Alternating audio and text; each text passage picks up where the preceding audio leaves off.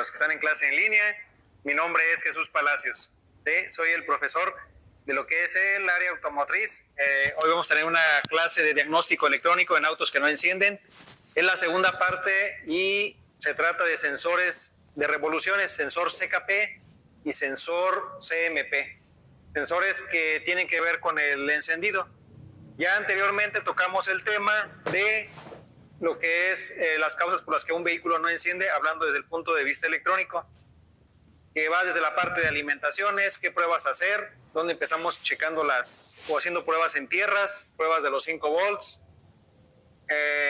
la comunicación con el vehículo, y esta vez pues le corresponde a una de las partes que tienen que ver con que un vehículo no arranque, y estos son los sensores de revoluciones. Ahora, estos sensores no solamente tienen que ver con el encendido, también tienen que ver con lo que es que un vehículo pueda tener falla de cilindros, con que en algunas ocasiones el vehículo no trabaje algún inyector, bobina o algunos, o trabajen de manera aleatoria. Entonces, pues bueno, este tema lo vamos a dividir en varias partes. Primero, ¿para qué sirven los sensores? ¿Cuál es la función que realizan en el vehículo? ¿Con qué nombre se les conocen? Porque a veces no le cambian el nombre y ya no podemos identificarlos. La ubicación en el vehículo, los tipos que hay. Nos vamos a enfocar en los sensores de tipo efecto Hall e inductivos. Y las pruebas que vamos a realizar, los vamos a realizar sobre un Jetta clásico, un Jetta A4, año 2012. ¿Sale? Esto es para ver la parte práctica, que vemos la teoría y en un momento nos acercamos al vehículo. Bien. Y nuevamente el aviso o descargo de responsabilidad o disclaimer. Esta clase no está supliendo el diagnóstico de ningún profesional, ¿vale? Quiero aclarar. ¿Por qué alguna persona que no está familiarizada y de pronto quiere con esto empezar a picarle a su vehículo, puede causarle algún desperfecto? No le recomiendo que sin ningún tipo de asesoría se pongan a realizar esto. Pues el riesgo derivado de esta clase corresponde únicamente a los que pongan a trabajar en un vehículo, ¿sí? No quieran, profesor, con lo que usted me enseñó, acabo de dañar un vehículo. Bueno, eso es pues falta de preparación. No crean que con una clase ya se pueden volver unos expertos. Se requiere mucho trabajo, mucha práctica, ¿sí? Y de preferencia que estén siendo guiados por algún profesional. Entonces, esta clase, otra vez, por los términos que se manejen, no es para expertos. Vamos a tratar de explicarlo para gente que, pues, o no sabe, de preferencia se va iniciando, o incluso para algunos profesionales, o expertos, pero no es para expertos. Y lo digo por los términos. Algunos empiezan a sentirse ofendidos con que ese no es el término correcto. Las pruebas están ejecutadas de cierta manera, entonces, para que no empiecen perdón la palabra, a dar lata. ¿Vale? Digo, del otro lado. Y dicho esto, avanzamos. Bien, lo primero, ¿para qué nos sirve un sensor de RPMs llamado CKP, CMP, TDC? Regularmente, pues la información de este sensor se toma, lo toma la computadora para interpretar la información de que el motor está girando, y con esto pues nos da chispa e inyección. ¿Sí? En ausencia de alguna de las señales, el vehículo en algunos casos puede continuar operando. A veces ya no tenemos la señal de CKP o la de CMP y el vehículo puede seguir operando, nos va a prender el testigo. En algunos vehículos es indispensable que las dos señales estén presentes y sincronizadas, o sea, deben guardar una relación entre sí.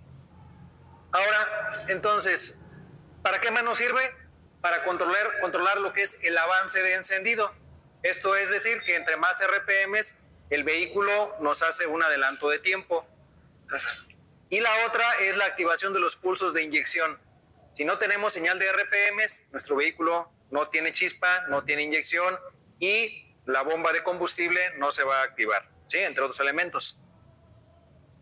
Entonces, a manera de resumen, si uno de los sensores o los dos sensores no funcionan, podríamos tener que el vehículo no arranca porque la computadora no interpreta, el motor está girando. Bien. Aquí dejo otros nombres. Ya recuerden que esta información es para compartírselas. Dice el sensor CKP, el crankshaft, sensor también le llaman de régimen, sensor de velocidad del motor.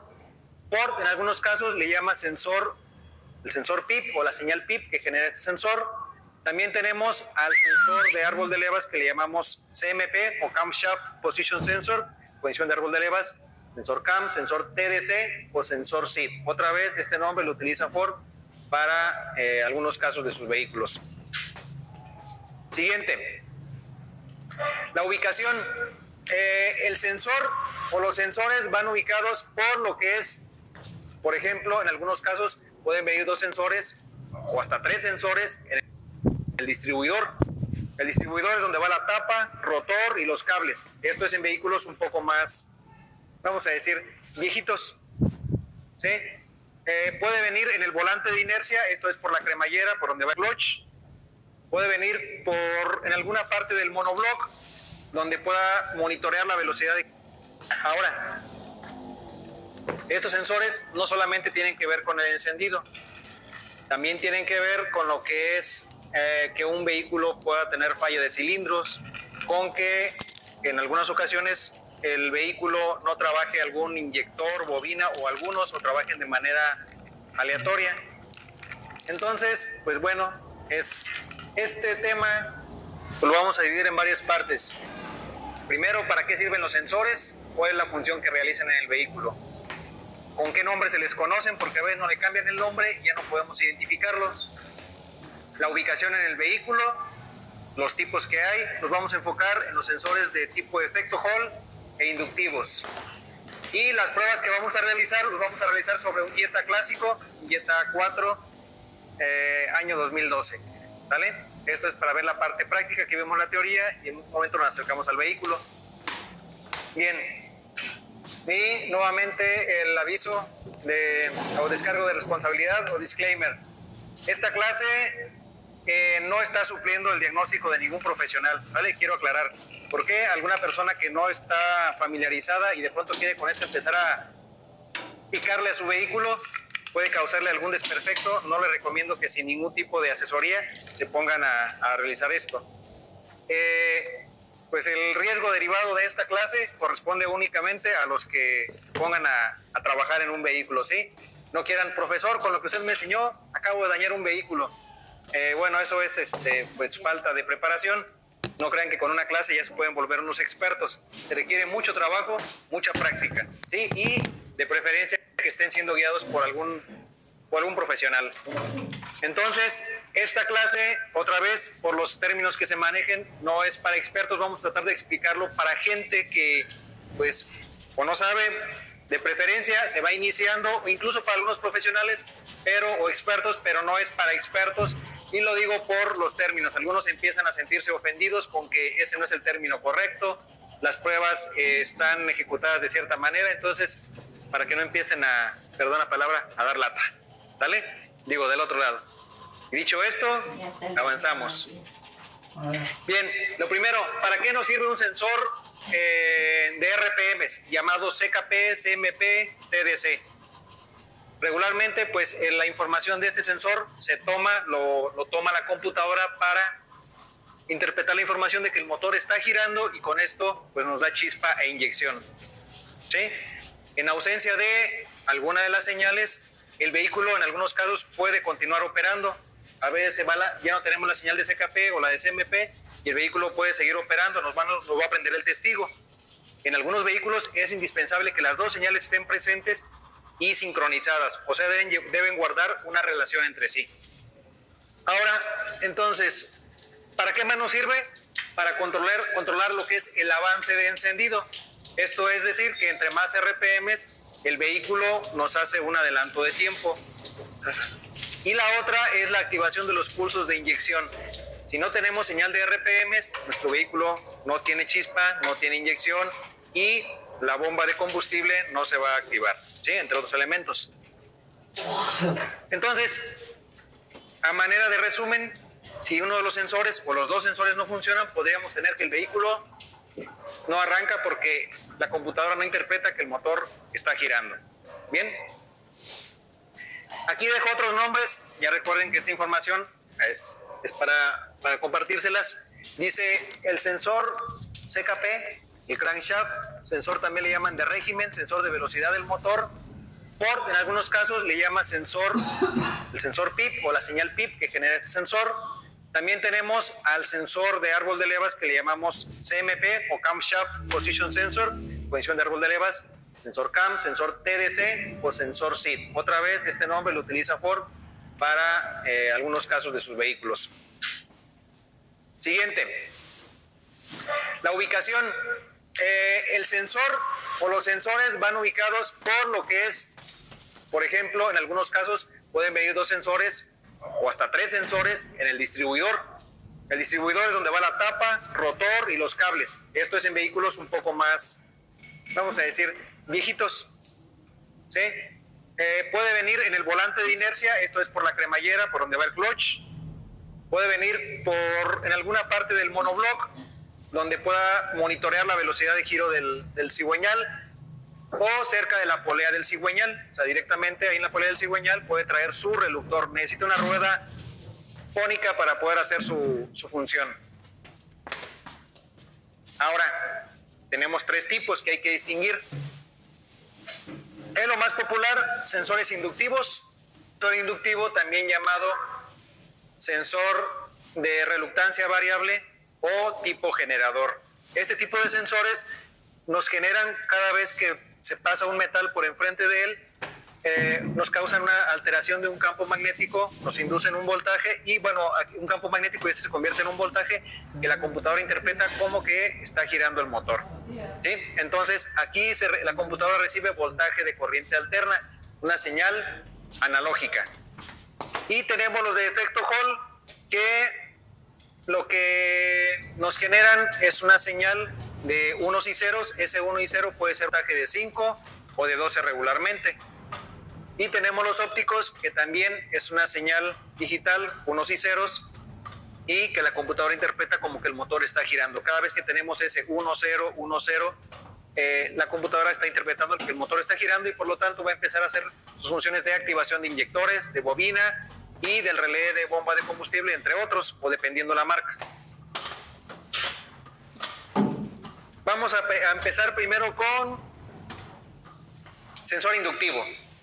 El sensor inductivo o generador de voltaje de corriente alterna o de reluctancia variable, con el nombre que lo conozcan, es lo mismo. ¿Sí? Bueno, tiene le podemos poner diferentes nombres. Ahora, vamos a poner un ejemplo. En este tipo de sensores, por ejemplo, en el caso de un sensor para un Jetta A4 en algunos vehículos SEAT, manejan un sensor que tiene 3 terminales. Una de ellas es su masa o tierra, pero esa no tiene que ver con el circuito, simplemente sirve de blindaje para lo que es la señal. ¿Para qué? Para que no haya interferencias.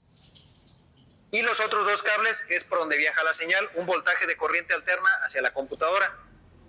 Este tipo de este tipo de sensor que maneja Jetta, Volkswagen, 4ª generación, son sensores de tierra flotante. Aquí llamamos tierra flotante, que sobre este cable es la señal menos y esta es la señal más. Se va a depositar o va a haber un vías de polarización, o sea, un voltaje de polarización que es aproximadamente de 2.5. O sea, entre la terminal de tierra respecto a la terminal 2 y de tierra a la terminal 3, vamos a encontrar un voltaje de 2.5. ¿Sí? Entonces, el menos tiene el mismo voltaje que el más en ambos cables. Eso se le llama una tierra flotante. Entonces, esta tierra nuevamente es solamente protección para la señal, es blindaje, no tiene que ver con el proceso de la señal. Bien. Y bueno, las pruebas que vamos a realizar, recuerden, tenemos 2 tipos de pruebas. Número 1 es una prueba estática.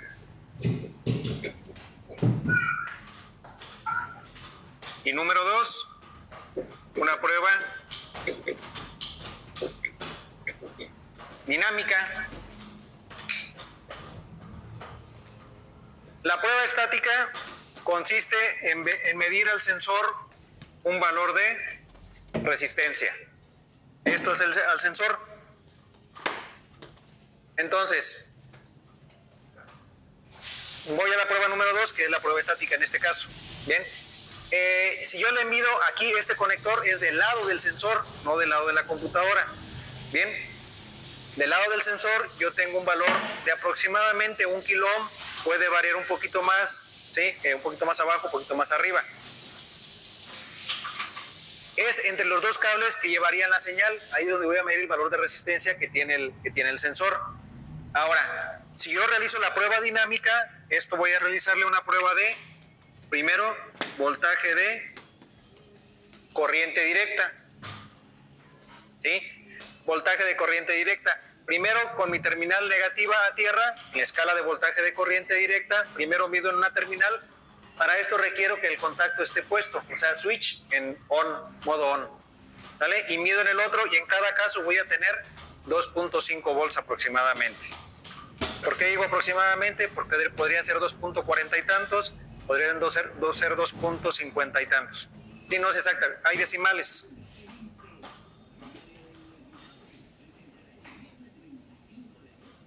¿Para qué me sirve esta prueba?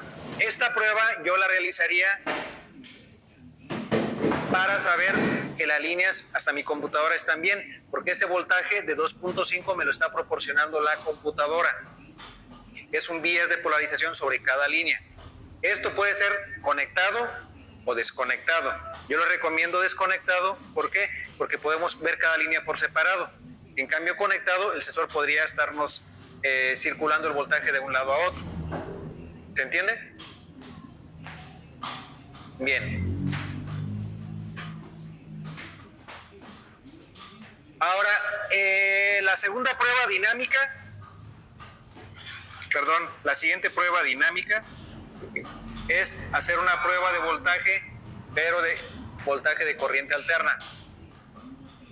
¿Para qué nos sirve? Al hacer una prueba de voltaje de corriente alterna, yo lo que quiero determinar primero si el sensor, al pasar un metal o al pasar su reductor, nos genera un voltaje, eso indicando que el sensor está funcionando. Yo aquí tengo algunas pruebas. La primera es dando marcha, esto pensando que el vehículo no arranca, ¿sí? Nos estaría entregando un voltaje de 2.5 volts aproximadamente. Esto va a cambiar dependiendo del estado de la marcha, del motor, del estado de la batería, pero es un voltaje dándole marcha, ¿sí? Y este otro es un voltaje cuando el vehículo ya ha arrancado, pero en velocidad ralenti. ¿Qué quiere decir? O sea, lo arrancamos, pero no lo estamos acelerando. Bien. Entonces, estos son pruebas dinámicas al sensor inductivo, ¿sí? Llave en on primero, dándole marcha, y cuando ya ha arrancado. Cada una tiene su...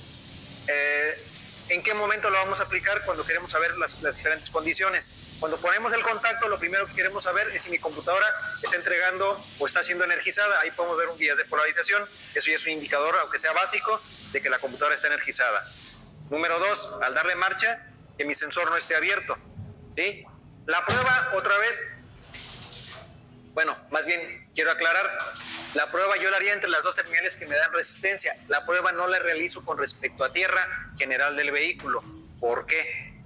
Porque es un voltaje muy pequeño. Si yo la realizo con respecto a la tierra general del vehículo, aquí me va a dar la mitad del voltaje y aquí la otra mitad. O sea, este voltaje se iría por mitad, como a 1 punto y algo. Entonces yo lo que quiero es captar todo el voltaje. Tengo que hacer la prueba directamente entre las dos terminales donde se encuentra el valor de resistencia del sensor. ¿Hasta aquí? ¿Vamos bien? Bueno, avanzamos. Entonces, bueno, quiero aclarar también, para Jetta este es su principal sensor. ¿A qué me refiero con su principal sensor? Que si el sensor de árbol de levas, que ahorita vamos a analizar, que es un sensor tipo efecto Hall, está desconectado, aún simplemente con tener el vehículo debe poder encender sin problemas. Lo que no pasa con otras marcas. En algunas otras marcas también el sensor cigüeñal es el principal, requiere el sensor de árbol, en otras nada más requiere el sensor de árbol, son menos, pero en con el CKP conectado, con eso el vehículo arranca, ¿sí? Lo que esperamos encontrar cuando el vehículo le estemos dando marcha, si estuviéramos viendo un oscilograma, es un voltaje de corriente alterna. Hay una pequeña marca que es un diente faltante y esto nos indica la posición del aro dentado de lo que es la rueda fónica. Ahora, aquí puse un símbolo de un sensor inductivo, pero de tipo tierra común. ¿Qué quiere decir de tierra común? La tierra son solamente 2 cables y esto directamente hace contacto con el sensor. O sea, un cable nos estaría dando continuidad con la tierra de todo el vehículo. Es tierra de sensores, pero nos da continuidad con la tierra de batería, con tierra de chasis. Y sobre la otra señal, regularmente no tenemos un nivel de voltaje. Un ejemplo de esto, por ejemplo, sensores CMP en algunos vehículos Ford, esto en algunos vehículos Toyota, por decir algunas marcas. ¿Sí? No tenemos, entonces aquí, si yo mido con respecto a tierra, pongo mi contacto, yo no tendría voltaje en ninguno de los 2 cables. Y aparte de eso, yo tendría un valor de una continuidad entre lo que es tierra y uno de los cables. ¿Sí? Bien. Vámonos con los sensores de tipo efecto Hall. Ok, estos sensores, lo primero que debemos saber es que deben tener una alimentación. Esa alimentación puede ser ya vemos ahí, 5 volts. En algunos vehículos Chrysler va de entre 8 a 9 volts, regularmente 9 y en algunos hasta 12 volts. ¿Sí? Esta alimentación de aquí, lo que es la alimentación del sensor. Y lo que es la señal viene a través de una resistencia pull-up, pero no necesariamente la resistencia pull-up va así a 5 volts. Podría ir a 12, o sí, podría ir a 5. En el caso de lo que es el vehículo Jetta, lo que tenemos, vamos a ver ahorita, sí es una alimentación, pero esa alimentación es de 5. La señal es de 12, aproximadamente, 11 volts. Y lo que es pues el otro cable sería su tierra para sensores. ¿Hasta aquí vamos bien? ¿Qué nos interesa de este sensor? Pues lo primero es que desde que ponemos el contacto, yo debo tener esta salida de 5 volts. Así como en el caso de otras marcas, mi TPS es un indicador de que la computadora está energizada. Estos 5 volts para mi sensor del árbol es un indicador de que mi computadora está siendo alimentada. Bien, aquí podemos medir la tierra de sensores y aquí podemos medir la señal. Vamos a ver. La primera prueba, si yo energizo, es medir la tierra. Al medir la tierra, en el pin número 3, yo lo que voy a encontrar, voy a medir voltaje. O sea, esto es mi tierra de batería, directamente el borne de negativo de batería, y con mi punta positiva me voy a la terminal número 3, contacto puesto. ¿Esto cómo va? Entonces, con el switch en modo on. Yo debo tener entre punto 0,1 y máximo 0,1 volt, que serían de entre 10 a 100 milivolts. ¿Ok? Eso indicándome que tengo una buena tierra. Siguiente parte. Yo voy a medir lo que es la alimentación. La alimentación, en el pin número 1 yo debo tener 5 volts. Si quiero estar seguro que es la alimentación, lo que ya vimos en la clase anterior, quienes no vieron el video, pueden checarlo en la página del CEN, en la página del Omega. Ya hemos compartido ese video y se quedó grabado. ¿Sí? Cómo hacemos pruebas con una lámpara lógica, con una lámpara de pruebas de LED para ver si es alimentación o si es señal. Y la siguiente es la prueba del cable donde va la señal, que sería el pin número 2. Yo tengo aproximadamente 11.5 volts.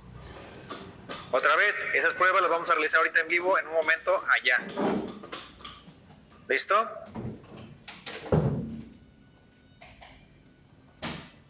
Por cierto, quiero hacer hincapié en algo. ¿Qué es lo que estamos buscando?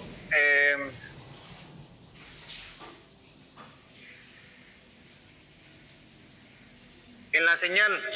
Esto sería los 11.5 con el cable desconectado. Pero si yo lo conecto, depende de la posición del reductor, o dependiendo de la posición donde quedó el reductor, vamos a tener una señal que va así o aquí. O está en esta parte o está en esta parte. Este 1 lógico son los 11.5 volts. ¿Sí? Pero si al conectar este 0, yo lo que voy a tener igual puede ser cercano, no exactamente un 0, .1 volt, que equivaldría a 100 milivolts, va a depender del multímetro que estén utilizando, ¿sí? Esta parte de aquí puede ser 0.1 volt, el 0 lógico.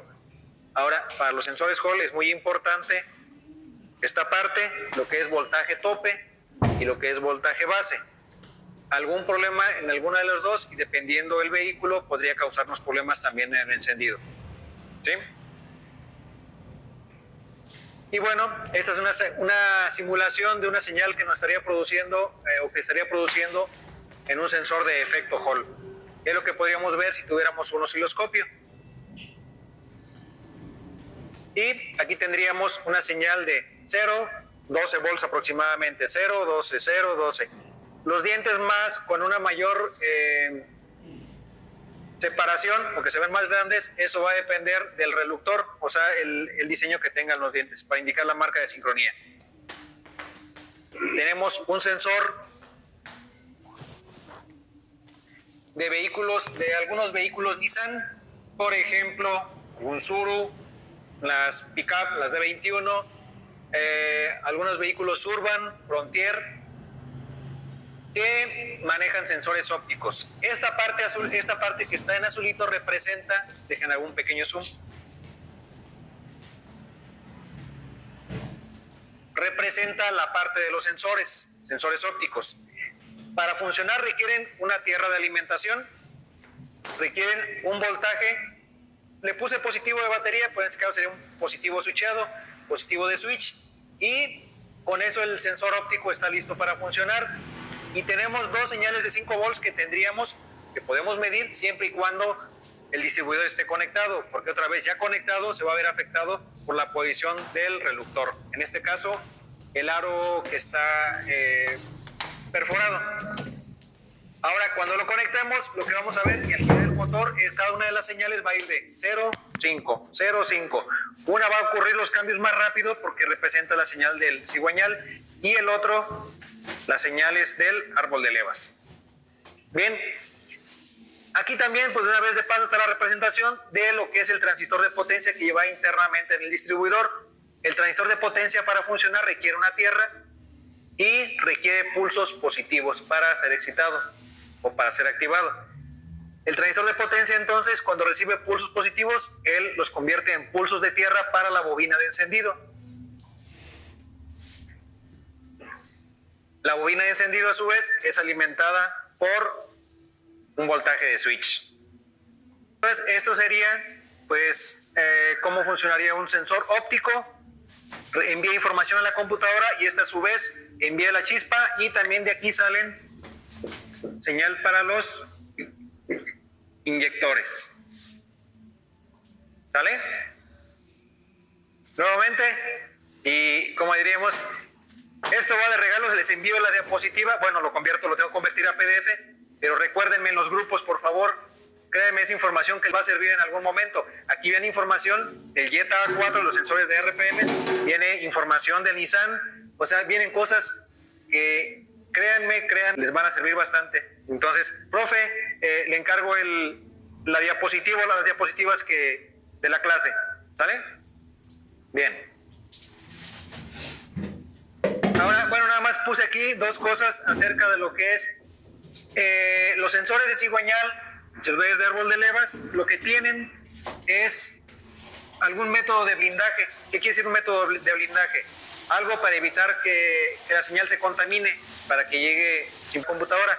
Un método es el par de cables trenzados. Esto lo vuelve inmune a interferencias. Número 2, un cable coaxial. ¿Qué quiere decir? Alrededor lleva un aluminio o una malla. Esta malla no hay que retirarla, este trenzado no hay que quitarlo porque volvemos vulnerable a interferencias a esas señales. Bien. Importantísimo no destrenzar cables, no quitar mallas o blindajes de los sensores, porque después vamos a tener problemas. Y pues bueno, vamos a la parte práctica y esto es, vamos a realizar pruebas en aquel vehículo. Nada más permítanme unos segundos en lo que voy por el multímetro aquí al aula.